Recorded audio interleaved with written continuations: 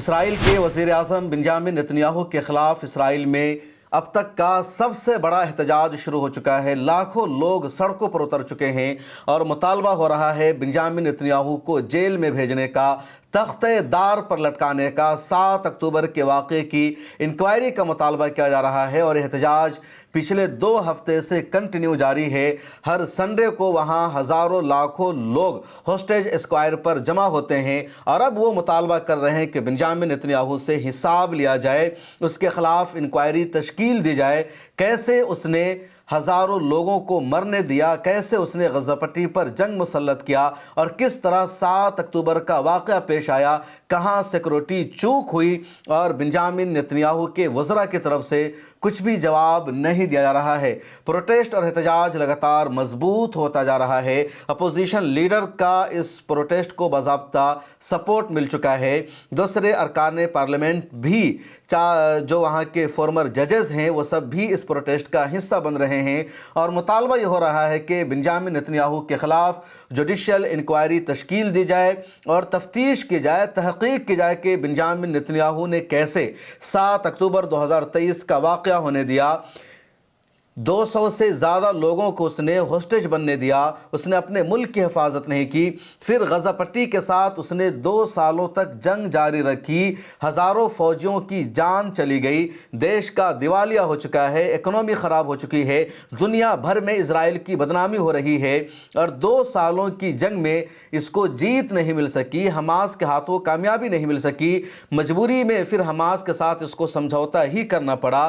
Hamas کو ختم کرنے میں اسرائیل کی حکومت ناکام رہی، حماس کی سرنگوں تک کا اندازہ نہیں لگا سکی۔ اس لیے بنجامن نتنیاہو کا حساب لینا ضروری ہے۔ بنجامن نتنیاہو وار کرمنل ہے، بنجامن نتنیاہو ظالم ہے، جابر ہے، اس طرح کے نعرے خود اسرائیل میں لگائے جا رہے ہیں۔ اسرائیلی شہریوں کے ہاتھوں میں اس طرح کا پلے کارڈ موجود ہے، پوسٹر موجود ہے جس پر اس طرح کا جملہ لکھا ہوا ہے کہ بنجامن نتنیاہو وار کرمنل ہے، بنجامن نتنیاہو سے حساب لیا جائے، بنجامن نتنیاہو کے خلاف انکوائری بیٹھائی جائے۔ اور اگر یہ احتجاج اسی طرح جاری رہا تو زیادہ دنوں تک بنجامن نتنیاہو وزیر اعظم کی کرسی پر باقی نہیں رہ سکتا ہے، اس کو ایک نہ ایک دن جیل جانا ہوگا اور یہ سلسلہ بڑھتا جا رہا ہے۔ 7 اکتوبر 2023 کو حماس نے اسرائیل پر حملہ کیا، طوفان الاقصی آپریشن شروع کیا تھا، 250 سے زیادہ اسرائیلیوں کو ہوسٹیج بنا لیا تھا، اس کے علاوہ 1400 سے زیادہ اسرائیلی ہلاک ہو گئے تھے۔ بعد میں اسرائیل نے یا کہہ لیجیے اگلے ہی دن اسرائیل نے غزہ پٹی پر جنگ کا اعلان کر دیا، حملہ شروع کر دیا۔ 2 سالوں تک جنگ جاری رہی اور 2 سالوں کے دوران تقریباً ہر سنڈے کو اسرائیلی سڑکوں پر آتے، یرغمالیوں کی رہائی کا مطالبہ کرتے، اپنی سرکار پر دباؤ بناتے کہ تم حماس کے ساتھ جنگ نہیں جیت سکتے ہو، اس لیے تم ان کے ساتھ بات چیت کرو، ان کے ساتھ ٹاک کرو اور بات چیت کے ذریعے یرغمالیوں کو رہا کراؤ اور ان کی جو شرطیں ہیں ان شرطوں کو مان لو۔ لیکن بنجامن نتنیاہو نے ان شرطوں کو ماننے سے لگاتار انکار کیا۔ اس کے بعد اسرائیلیوں نے امریکی صدر ٹرمپ سے ملاقات کی، دنیا بھر کے رہنماؤں سے ملاقات کی اور جب پوری دنیا کا پریشر بنتا رہا بنجامن نتنیاہو پر، ادھر حماس کے ہاتھوں لگاتار ناکامی ملتی رہی بنجامن نتنیاہو کو، اسرائیل کی آرمی کو، ایجنسی کو، IDF کو۔ اس کے بعد فائنلی 10 اکتوبر 2025 کو بنجامن نتنیاہو اور اسرائیل کی کابینٹ نے، حکومت نے سیز فائر کا اعلان کیا۔ جنگ بندی کے لیے یہ لوگ تیار ہوئے، حالانکہ پچھلے 1.5 مہینہ میں 200 سے زائد مرتبہ اسرائیل نے پھر سیز فائر کا وائلیشن بھی کیا، جس کی تفصیل دوسری ویڈیو میں نے آپ کو بتا رکھی ہے۔ اب وہاں کی جو عوام ہے وہ سڑکوں پر اتر کر مطالبہ کر رہی ہے جوڈیشل انکوائری کا، بنجامن نتنیاہو کو جیل بھیجنے کا، اس کو حکومت کے تخت سے اتارنے کا۔ ادھر کچھ لوگوں کی طرف سے یا کہہ لیجیے حکومت کے وزراء کی طرف سے پروٹیسٹر کو یہ جواب دیا گیا کہ تم لوگوں کو بنجامن نتنیاہو کا شکریہ ادا کرنا چاہیے کہ اس نے ہوسٹیج کو تم تک واپس پہنچا دیا، جو ہوسٹیج مر گئے تھے ان کی لاشوں کو تم تک پہنچا دیا۔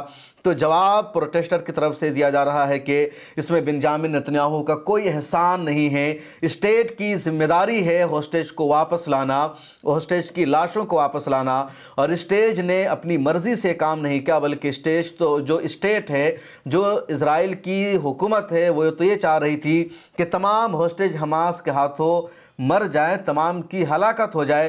ہماری سرکار کی کوئی دلچسپی نہیں تھی हॉस्टेज को जिंदा लाने की, उनकी जान बचाने की, उनको रिलीज़ करवाने की, बल्कि अमेरिकी सदर ट्रंप के दबाव में हमारी हुकूमत को फैसला करना पड़ा। उन्होंने इजराइल के साथ समझौता किया और हमारे हॉस्टेज जिंदा या मुर्दा वापस आए हैं, इसलिए पूरा क्रेडिट अमेरिका के सदर ट्रंप को जाता है। हम उनके शुक्रगुजार हैं। बेंजामिन नेतन्याहू का इस पूरे वाक़े से कुछ भी लेना देना नहीं है। प्रोटेस्टर और मुजाहिरीन में से कुछ लोगों ने कहा कि जिन लोगों के हाथों पर शुहदा का खून लगा है वही अपनी तफ्तीश के बराए कवायद और ज़ाब्ते कैसे तय कर सकते हैं। ऐसा नहीं हो सकता, बल्कि उनकी तफ्तीश होगी।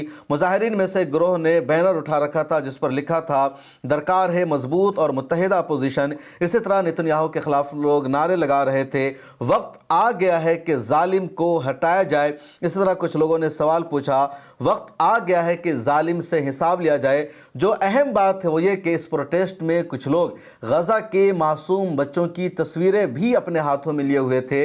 गज़ा के बच्चों की शहादत के साथ भी वो यकजहती का इजहार करते नजर आए और उन्होंने अपनी ही सरकार को ब्लेम का जिम्मेदार ठहराया कि हमारी सरकार ने गज़ा पट्टी में मासूम बच्चों का कत्ल किया है, मासूम बच्चों का खून बहाया, जो नाकाबिल बर्दाश्त है।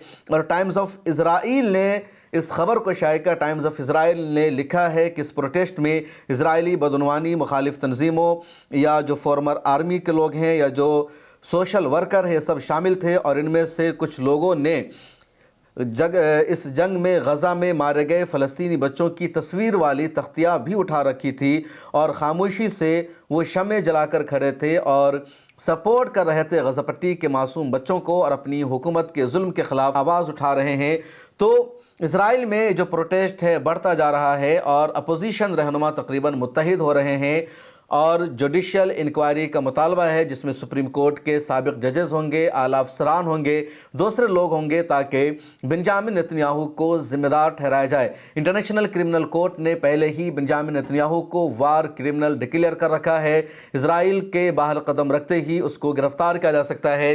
उधर न्यूयॉर्क के मेयर बनने के बाद ज़ोहरान ममदानी ने भी ऐलान कर रखा है कि अगर अमेरिका के न्यूयॉर्क में बेंजामिन नेतन्याहू ने कदम रखा तो उसको गिरफ्तार कर लिया जाएगा।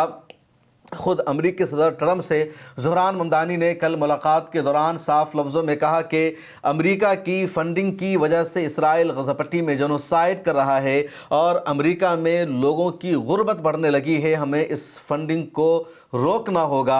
और अब खुद इजराइल में लोग सड़कों पर उतरकर प्रोटेस्ट करने लगे हैं। बेंजामिन नेतन्याहू को उसकी हुकूमत से हटाना चाहते हैं। बेंजामिन नेतन्याहू अपनी सरकार को बचाने के लिए लगातार जंग को आगे बढ़ा रहा था, लेकिन अब जंग रुक चुकी है और मुझे नहीं लगता कि ज़्यादा दिनों तक बेंजामिन नेतन्याहू वज़ीर आज़म के ओहदा पर बाकी रह पाएगा, क्योंकि उस पर करप्शन के इल्ज़ाम हैं, कत्ले आम के इल्ज़ाम हैं, जंग करवाने के इल्ज़ाम है, हॉस्टेज को हलाक करवाने का इल्ज़ाम है और ओहदा से हटते ही ये तमाम आरोप उस पर साबित होगा और उसको फांसी भी दी जा सकती है या फिर जेल जाना पड़ेगा बेंजामिन नेतन्याहू को। इस वीडियो में इतना ही। पब्लिक फेस को सब्सक्राइब कर लीजिए। मुझे दीजिए इजाज़त।